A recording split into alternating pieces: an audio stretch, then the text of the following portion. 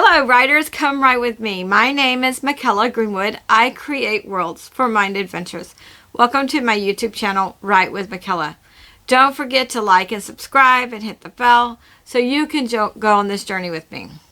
Today is story time, or the day of our chapter exchange. I'm hoping to get chapters from you from either plot 1 or plot 2. I'm releasing 2 videos on some Tuesdays to read your writing from your writing prompts, and 2 videos on some Fridays to read your chapters for those of you where I have permission to read them on the channel. So basically your work will be extra videos, but everything else will be the same for my viewers, and I look forward to reading your material. I will label chapters from plot 1 as season 1 and plot 2 as season 2. If you are writing with me and you wish to exchange chapters, then I need written permission to read your chapter on the channel, as I've discussed before. Writers may send their chapters in PDF or Word document format to writewithmichaela@gmail.com. I will post the email address at the end of the video. Please do not send Google Docs.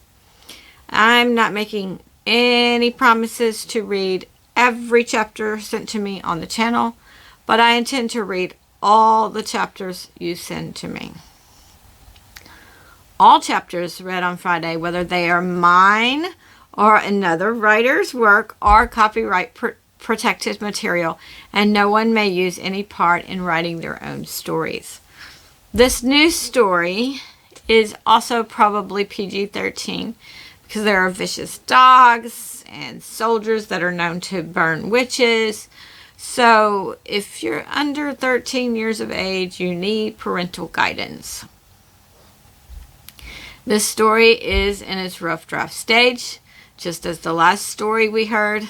In fact, I haven't even finished writing it, so there's no way I could have read the whole story. The title of this story is Ta-hee-a, and today we are reading chapter 1. One viewer wanted to know if they could have something to read along as I read. So if that is something you would like, then email me and ask for the chapter. Make sure you're specific about either City of the Ancients or Ta-hee-a and which chapter. I will create a PDF of the chapter. The PDF, once created, won't receive any edits, and it may or may not match exactly what I read on the channel, since sometimes I go off script and ad-lib, but that's what I can offer. Let's start with chapter 1, Ta-hee-a, a strange area. Ta-hee-a awoke and stretched as the sunlight was spraying in the next room from behind the curtains. She went to the other room and rummaged up some breakfast, which consisted of some boiled eggs and a little squirrel meat. No one knew that she hunted or that she went into the woods at all, because she lived at the edge of the village and kept to herself. The villagers thought she was mostly mute, and none knew that her parents had died. They just thought her parents weren't very social, which they felt somewhat explained Ta-hee-a not speaking. Her father died when she was 7, and her mother told her not to let anyone know. This went along with her mother's usual instructions of not letting the village pry into her life and not prying into anyone else's life in the village. Her parents knew she had magic, and they helped her keep it secret because the current king allowed no one to practice magic unless they first submitted themselves to the castle and only practiced magic there. So mostly no one ever talked about the possibility of magic. Therefore, keeping it secret hadn't been too hard thus far. Her mother told her what to do with the body of her father and taught her a ritual to mourn the loss of the father, which they performed together in an inner room. Then her mother told her to use her magic in the woods to hunt. So when she was 9 and her mother died, Ta-hee-a did the same thing with the mother's body, and this time she performed the ritual for mourning alone, with all the candles and spells mourning required. Furthermore, once Tajiia had turned 5, her parents sent her into the village to barter alone, and they stopped interacting with the villagers. No one checked on Tajiia or her family since they lived at the edge. The village saw them as poor, although they treated her kindly and fairly when she brought in her father's game or her mother's herbs and vegetables. After she ate and dressed, she headed out into the village. Last night she had killed another squirrel and gathered a few berries that she would trade in the village today. The outside air was turning cold, so Tajiia pulled on her cloak before she went out to barter. As soon as she opened the door a little, the wind knocked it out of her hands. Tajiia managed to close the door, and she huddled in her cloak with her hood up as she headed to the butcher. Once in the shop, she pushed the hood back, as was the custom. "Ah, good morning, Tajiia," said Mr. Canis, the butcher. Tajiia slightly smiled and slightly nodded her head. "What did you bring me today?" he asked. Tajiia held up the squirrel. "Well, bring it here," he said, as he reached in the cash box. When Tajiia put the squirrel on the scale, Mr. Canis handed over some money. "Say, when your father goes out again, have him get some celatar, if he can, unless your mother grows it." Tajiia slightly smiled again and nodded once. Then she turned and left the shop as she once again pulled her hood up. Mr. Canis shook his head. "Maybe one day she will talk," he said as his wife entered. His wife tilted her head as she let out a sigh. "Maybe." Tajiia was getting close to the center of the village now. As she could see, the soothsayer was set up, and he was exclaiming, "The animals are talking! They are telling of a strange area in the woods." A boy and a girl ran up to him. "Really?" they said. "What else did they say?" asked the boy. "Come along," said their mother, as she glanced at Mr. Dwaldis, the soothsayer, and Mr. Bar Charhit. Yeah.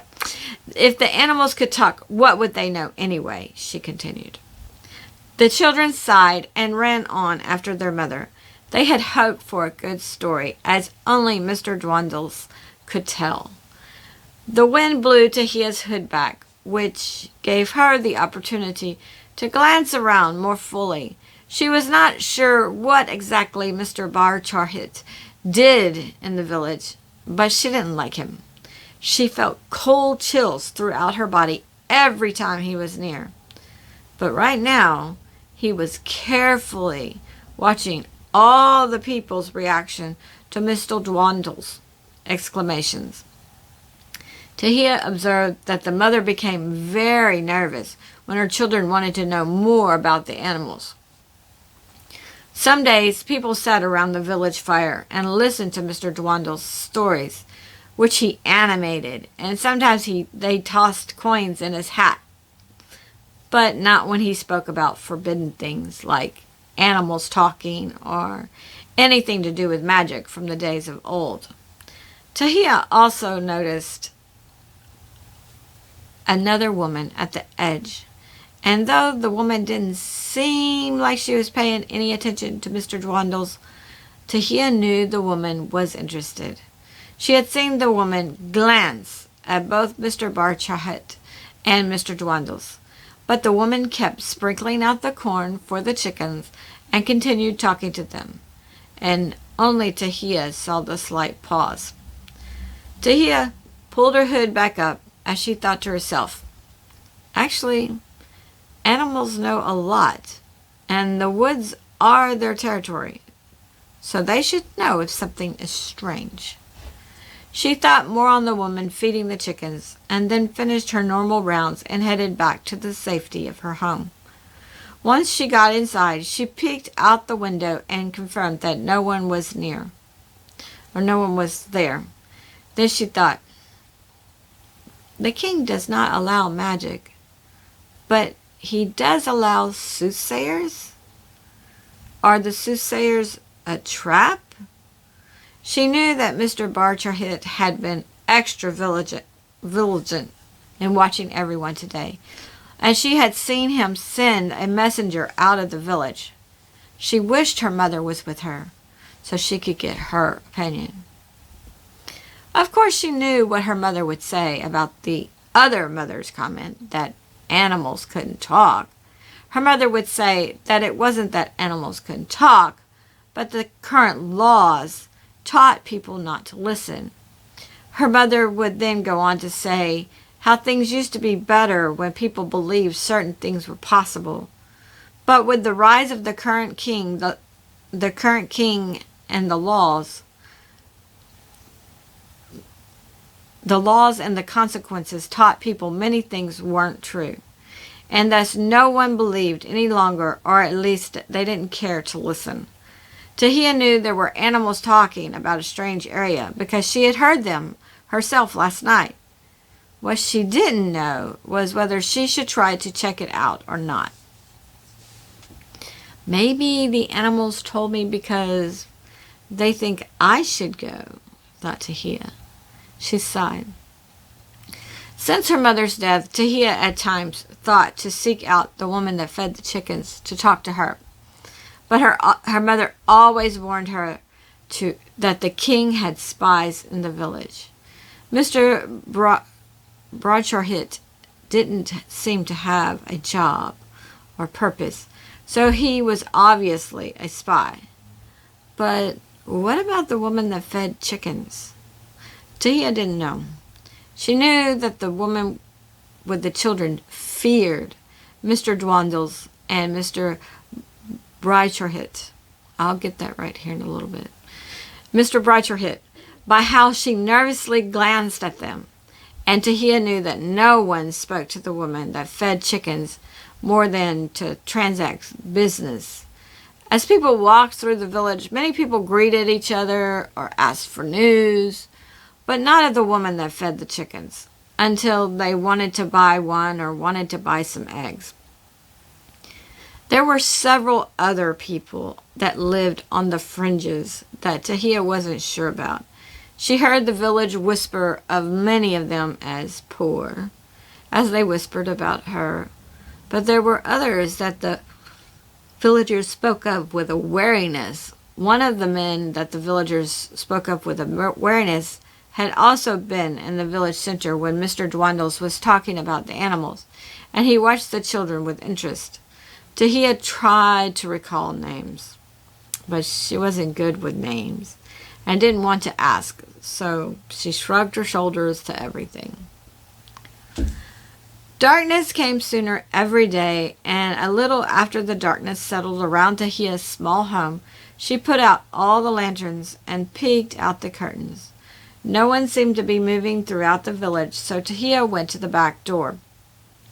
Most homes didn't have a back door, but her father had put one in years before Ta-hee-a was born, and after several homes in the village burned down and the people were stuck inside. Her father decided then and there that they needed a back door. Ta-hee-a used this door now to slip out of the house and into the woods. She slipped out invisibly, so anyone looking may have seen a door open and close, but they would not have seen her leave, and in the darkness they may not have even seen the door open and close, and they certainly wouldn't have seen any lantern light spill out the door. Ta-hee-a slipped into the woods like she usually did. Last night was the full moon, and tonight it still looked full, except to the discerning eye, so there was plenty of light. Ta-hee-a knew much of the woods near her home, and even much of the section north of her home that spread west, but she did not know the woods that contained the strange area. After walking a while, she came upon a path that headed northeast. This startled her because she had not ever found a path in these woods, and a path usually meant well traveled. She looked both ways, but the path didn't go far to her right or towards her village. It was like it just started in the middle of the woods. To her, the path was strange, but she didn't think that was what the animals were referring to. So she walked to the left of the path, heading northeast. She carefully erased her tracks as she went. Occasionally, there would be too much bramble and briars in the woods, so she would have to walk on the path. She always carefully looked up and down the path before stepping out onto it. When she sensed nothing, she proceeded. At one such place, she could not find an opening in the bramble or briar to let her back in the woods and off the path for several paces. Ta-hee-a was ready to turn back. Moreover, the entire area of the woods was very still and quiet here. Ta-hee-a felt she could hear her own heartbeat. Then suddenly, the trunks of 3 trees to the left of the path and 3 to the right of the path lit up and glowed with the light. This startled Ta-hee-a greatly. She looked down at her body to make sure she was still invisible, and thankfully she was. She didn't know what caused the light on the trees and felt the trees were somehow sensing her. Ta-hee-a put her hand to her heart and quickly went back down the path and slipped in the woods. She could see the lights still, but after a few minutes, the lights went out. Ta-hee-a slowed her breathing and tried to relax when she heard voices. Her heart started racing once again because she had never run into anyone in the woods at night. "I hope we beat Merrick and Vera today," said a girl's voice.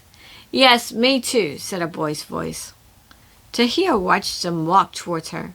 She didn't recognize them from her village, but it was dark. She checked to make sure she was still invisible. "I hope the new person is there today," said the girl. "That would be good," said the boy. "Are you ready for your test?" "I still have 6 months," said the girl. "But yes, I think I'm ready." Ta-hee-a strained her eyes to memorize their features. What struck her the most was, while they had a cloak like she had, their clothes were very different from those worn in her village. She thought maybe they were from a different village. "I think I'm ready too," said the boy.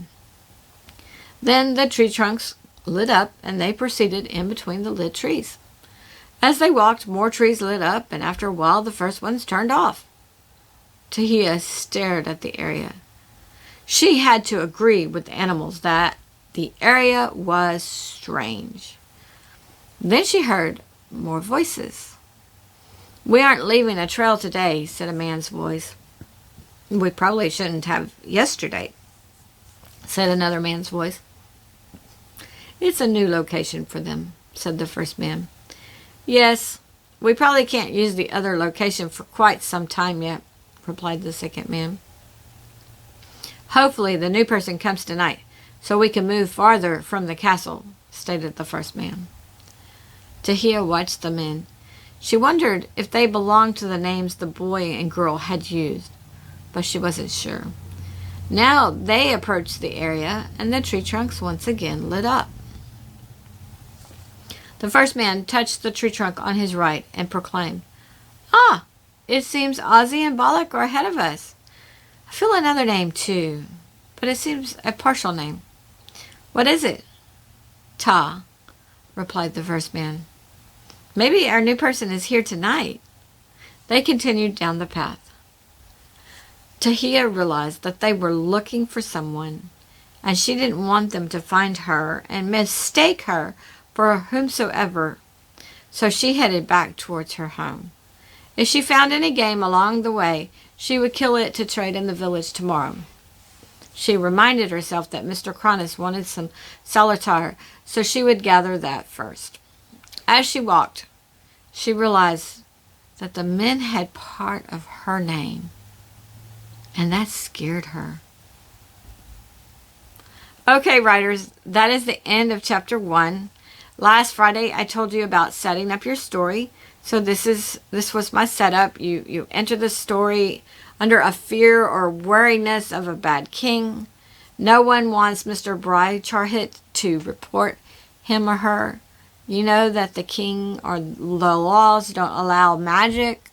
You met my protagonist, and the common or normal people do not know too much about her because she lives at the edge. The villagers see her as poor, and she is mute. That is how she keeps her identity as a secret from the village. But a man touched a tree and got part of her name. Moreover, the people going to the strange area are looking for Tajiia, or the new person. This was just a dip in the pool. Idiom alert, idiom alert. I hope you enjoyed this chapter. Leave a comment below on if you're setting up this, if you're starting the second plot or you're still working on the first one. I feel completing a project is important. So if you're still working on the first plot, that is great. Don't forget to ask questions when you feel stuck with either plot. I asked a lot of questions when giving Shared Plot 2 to kind of help you out. Of course, you're welcome to ask a whole bunch more. Join me Tuesday. We will have another writing prompt or some more jargon. And join me Friday for Chapter 2, Part of My Name. If you send your chapters for Plot 1, then I will label those videos as Season 1. And the first person will be 0.01. And their Chapter 1 will be with even numbers, starting with 4. Because that's where my Chapter 1 was. Today's episode is Episode 4. And it is Chapter 1. That way my viewers will know that 0.01 is the first person's story. 0.02 will be the next person's story. That way my viewers can follow a certain story.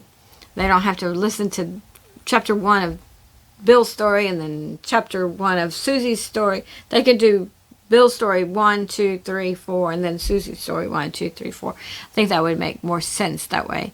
If I label them that way, you can follow a certain story. Your chapters need to complete or accomplish something. This chapter today set up my story, introduce my protagonist or my main character. If you don't break off chapters at the beginning of writing, that's okay. Editing will take care of that. Just have fun. Don't forget to hit like and subscribe and the bell so we can continue to write together.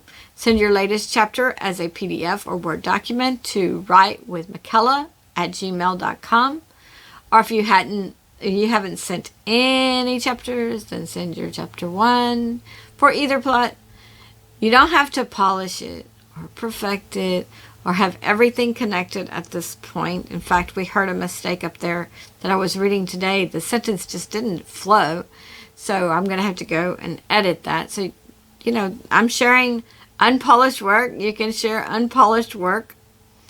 And it doesn't have to be connected at this point, especially not if you're just starting to write the new story, because you have all these ideas and all these pieces, and then as you write the story, then you can connect things. Just get all your ideas down first, and then you can decide to connect it or edit it out. It's just fun stuff. Just write. It's fun. Have fun with it. If you're in between days of videos, then visit my website and read about my characters in Tajiia, Operatives, and City of the Ancients. My website is www.bymichaela.com. Leave a comment on how many bios you've read so far, or let me know your favorite character so far. I guess, too, I need to add bios for Tajiia now, so I will have to write them and send them to my team at Designs Funnel so they can add them to the website. Thank you for joining me today. I really appreciate your participation. If you know someone who would like this video, then please share it with them. This is Michaela with Write with Michaela. Bye for now.